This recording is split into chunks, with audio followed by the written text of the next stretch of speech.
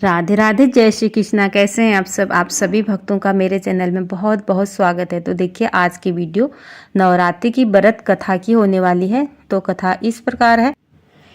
देव गुरु बृहस्पति ने ब्रह्मा जी से पूछा, हे पितामह, आप अत्यंत बुद्धिमान और सभी शास्त्रों एवं चारों वेदों को जानने वालों में सर्वश्रेष्ठ हो। हे प्रभु, कृपा कर मेरी बात को सुनिए। हे पितामह, चैत्र, अश्विन, माघ और आषाढ़ के शुक्ल पक्ष में नवरात्र का व्रत और पूजन उत्सव क्यों किया जाता है? हे भगवान, इस व्रत का फल क्या है? किस प्रकार करना उचित है? और पहले इस व्रत को किसने किया है?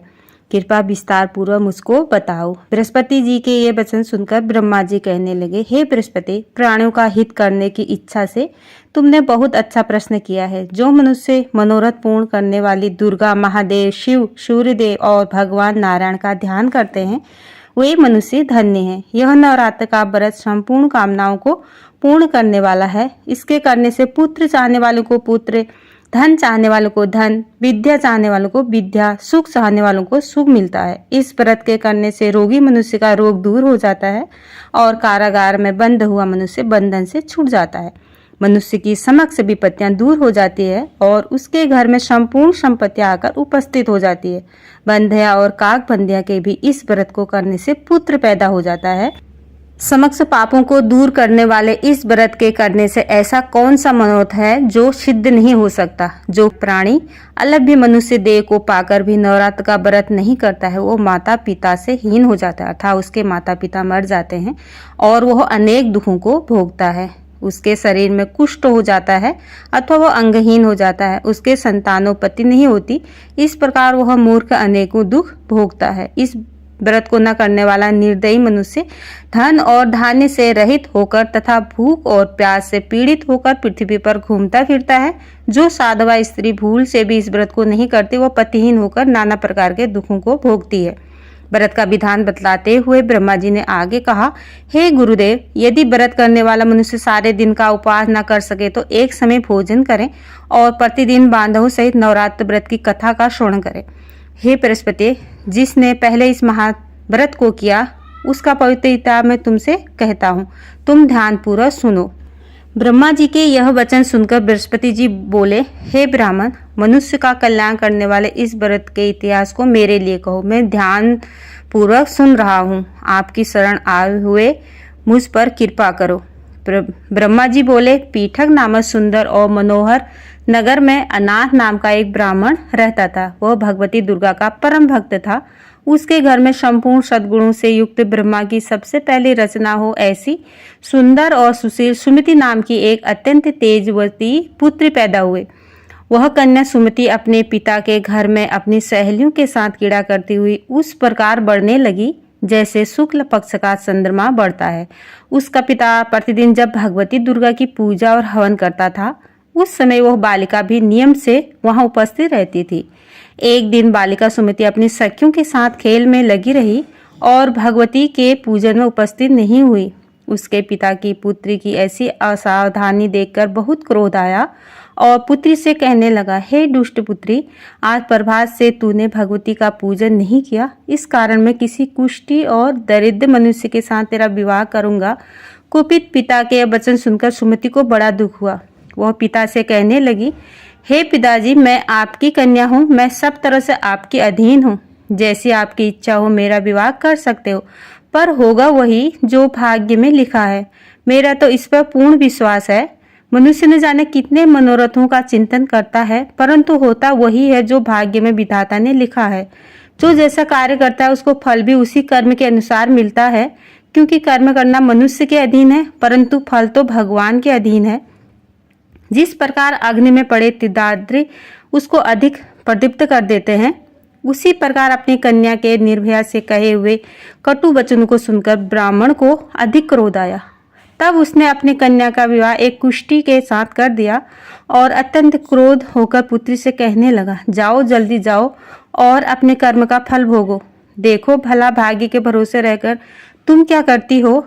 इस प्रकार से कहे हुए पिता के कटु वचनों को सुनकर सुमति मन में विचार करने लगी, ओहो, मेरा बड़ा दुर्भाग्य है जिससे मुझे ऐसा पति मिला।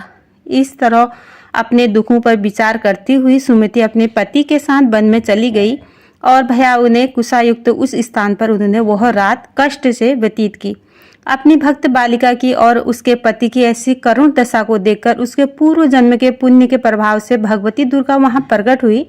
भगवती ने सुमति से कहा, हे दीन ब्रह्माणी, मैं तुम पर प्रसन्न हूँ। तुम जो चाहो वरदान मांग सकती हो। मैं प्रसन्न होने पर मनवांछित फल देने वाली हूँ। भगवती दुर्गा के यह वचन सुनकर ब्रह्माणी कहने लगी, आप कौन हो जो मुझ पर प्रसन्न हो? यह सब मुझसे कहो। अपनी कृपा दृष्टि से मुझ दीन दासी को कृतार्थ करो। ब्रह्माणी के यह वचन सुनकर देवी कहने लगी, हे पुत्री, मैं आदि शक्ति हूँ और मैं ही ब्रह्म विद्या और सरस्वती हूँ। मैं प्रसन्न होने पर प्राणियों का दुख दूर कर उनको सुख प्रदान करती हूँ। हे ब्रह्माणी, मैं तुझ पर तेरे पूर्व जन्म के पुण्य के प्रभाव से प्रसन्न हूँ। तुम्हारे पूर्व जन्म का वृतांत सुनाती हूँ, तुम ध्यान पूर्वक सुनो। भगवती ने आगे कहा, हे पुत्री, तू पूर्व जन्म में निशास भील की स्त्री थी और अति पतिव्रता थी। एक दिन तेरे पति निशास ने चोरी की। चोरी करने के कारण तुम दोनों को सिपाही ने पकड़ लिया और ले जाकर जेल में कैद कर दिया। उन लोगों ने तुझे और तेरे पति को भोजन नहीं दिया। इस प्रकार नवरात्र के 9 दिनों में तुमने न तो कुछ खाया और ना ही जल पिया। इस प्रकार तुम्हारा 9 दिनों तक नवरात्र का व्रत हो गया। हे ब्रह्माणी, उस 9 दिनों में जो तुमने व्रत किया उसके प्रभाव से प्रसन्न होकर मैं तुम्हें मनवांछित वरदान दे रही हूँ। तुम्हारी इच्छा हो तो मांग लो। देवी के वचन सुनकर ब्रह्माणी बोली, हे दुर्गे, मैं आपको प्रणाम करती हूँ। अगर आप मुझ पर प्रसन्न हैं तो कृपा कर मेरे पति के कोढ़ को दूर कर दीजिए। देवी ने कहा, हे ब्रह्माणी, पिछले जन्म के मैं तुमने जो नवरात्र का व्रत किया था उस व्रत के एक दिन के पुण्य अपने पति के कोढ़ को दूर करने के लिए अर्पण करो। मेरे प्रभाव से तेरा पति कोढ़ से रहित और सोने के समान शरीर वाला हो जाएगा। इस प्रकार देवी के वचन सुनकर वह ब्रह्माणी बहुत प्रसन्न हुई और पति को निरोग करने की इच्छा से ठीक है ऐसा बोली। तब उसके पति का शरीर भगवती दुर्गा की कृपा से कुष्ठहीन होकर अत्यंत क्रांतियुक्त हो गया। उसकी क्रांति के सामने चंद्रमा की क्रांति भी क्षीण प्रतीत हो रही थी। ब्रह्मा जी ने आगे कहा, देवी के पराक्रम, प्रभाव और प्रताप से कृपा से अपने पति की देह को कोढ़ से रहित होकर क्रांति युद्ध देखकर वह ब्रह्माणी करबद्ध होकर देवी की भांति भांति से स्तुतियां करने लगी। ब्रह्माणी सुमति ने कहा, हे दुर्गे, आप दुर्गति को दूर करने वाली हो, तीनों लोगों का संताप हरने वाली, समस्त दुखों को दूर करने वाली, रोगी मनुष्य को निरोग करने वाली, प्रसन्न होने पर मनवांछित वस्तु देने वाली और दुष्ट मनुष्य को नाश करने वाली हो। तुम ही सारे जगत की माता और पिता हो। हे अम्बे, मुझ अपराध रहित अबला को मेरे पिता ने कुष्ठी मनुष्य के साथ विवाह कर मुझे घर से निकाल दिया था। उनकी निकाली हुई मैं पृथ्वी पर भटकती हुई घूमने लगी। आपने ही मेरा इस आपत्ति रूपी समुद्र से उद्धार किया है। हे दुर्गे, मैं आपको प्रणाम करती हूँ, मुझ दिन की रक्षा करो। इसी प्रकार सुमति ने सच्चे मन से देवी की बहुत प्रकार से स्तुतियां की। ब्रह्मा जी ने कहा, हे बृहस्पति, सुमति द्वारा की गई स्तुति को सुनकर देवी को बहुत संतोष हुआ। भगवती दुर्गा ने सुमति से कहा, हे ब्रह्माणी, तेरे उच्छालक नाम का अति बुद्धिमान, कीर्तिमान और जितेंद्रीय पुत्र शीघ्र ही होगा। यह कहकर देवी दुर्गा उस ब्रह्माणी से फिर कहने लगे, हे देवी, और जो कुछ तेरी इच्छा हो वही मनवांछित वस्तु मांग सकती हो।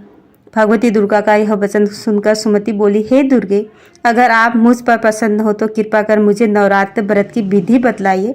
हे दयामयी, जिस विधि से नवरात्र व्रत करने से आप प्रसन्न होती हैं उस विधि तथा उसके फल को मुझे विस्तार पूर्वक कहें। ब्रह्माणी सुमति के यह वचन सुनकर माँ दुर्गा कहने लगी, हे ब्रह्माणी, मैं संपूर्ण पापों को दूर करने वाली मेरे इस पवित्र नवरात्र व्रत का पूर्ण विधि विधान तुमको बतलाती हूँ।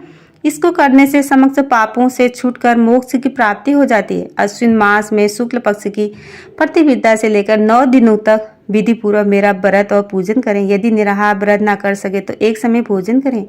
योग्य ब्राह्मण से पूछकर घट स्थापना करें। वाटिका बनाकर उसको प्रतिदिन जल से सींचे। महाकाली, महालक्ष्मी, महासरस्वती की मूर्तियां बनाकर उनकी नित्य विधि पूर्वक पूजा करें और पुष्पों से विधि पूर्वक अर्घ्य दें। बिजोरा के फल द्वारा अर्घ्य देने से रूप की प्राप्ति होती है और जायफल से कीर्ति तथा दाग से कार्य की सिद्धि होती है। आंवले से सुख और केले से भूषण की प्राप्ति होती है। इस प्रकार हवन का विशिष्ट विधान बताते हुए देवी ने कहा, खांड, घी, गेहूं, शहद, जौ, तिल, बिल्व फल, नारियल दाख और कदम्ब, इससे हवन करें। गेहूं से होम करने से लक्ष्मी की प्राप्ति होती है। खीर से, चंपा के पुष्पों से धन, पत्तों से तेज, सुख की प्राप्ति होती है। आंवले से कीर्ति, केले से हवन करें तो पुत्र होवे। कमल के राज सम्मान और दाखों में सुख और संपत्ति की प्राप्ति होती है। खांड, घी, नारियल, शहद, जौ और तिल, इससे तथा फलों से होम करने से मनवांछित वस्तु की प्राप्ति होती है। व्रत करने वाला मनुष्य इस विधान से होम कर आचार्य को नम्रता के साथ प्रणाम करें और यज्ञ की सिद्धि के लिए उन्हें दक्षिणा दे। इस महाव्रत को ऊपर वर्णित विधि से जो कोई करता है उसके सब मनोरथ पूर्ण हो जाते हैं। इसमें तनिक भी संचय नहीं है। इन 9 दिनों में जो कुछ दान दिया जाता है उसका करोड़ों गुना फल मिलता है। नवरात्र व्रत का करने से अश्वमेध यज्ञ का फल मिलता है। हे ब्रह्माणी, इस संपूर्ण कामनाओं को पूर्ण करने वाले उत्तम व्रत तीर्थ, मंदिर अथवा घर में विधि के अनुसार करें। ब्रह्मा जी बोले, हे बृहस्पति, इस प्रकार ब्रह्माणी को व्रत की विधि और फल बताकर देवी अंतर्ध्यान हो गई। जो पुरुष और स्त्री इस व्रत को भक्तिपूर्वक करता है वह इस लोक में सभी प्रकार के सुख पाकर अंत में दुर्लभ मोक्ष की प्राप्ति करता है। हे बृहस्पति, यह दुर्लभ व्रत का महात्म्य मैंने तुम्हारे लिए बताया। ब्रह्मा जी के यह वचन सुनकर बृहस्पति जी आनंद के कारण रोमांचित हो गए और ब्रह्मा जी से कहने लगे, हे ब्राह्मण, आपने मुझ पर अति कृपा की जो अमृत के समान इस नवरात्र का व्रत महात्म्य सुनाया। हे प्रभु, आप के बिना और कौन इस महात्म्य को सुना सकता है। बृहस्पति जी के यह वचन सुनकर ब्रह्मा जी बोले, हे बृहस्पति, तुमने यह सब प्राणियों के हित करने वाले अलौकिक व्रत को पूछा, इसलिए आप धन्य हो। यह भगवती शक्ति संपूर्ण लोगों की पालन करने वाली है। इस देवी के प्रभाव को कौन जान सकता है। तो राधे राधे दोस्तों, यही थी छोटी सी वीडियो पसंद आती है तो लाइक करना, शेयर करना, कमेंट करना और मेरे चैनल को सब्सक्राइब करना। राधे राधे, जय श्री कृष्णा, जय माता दी।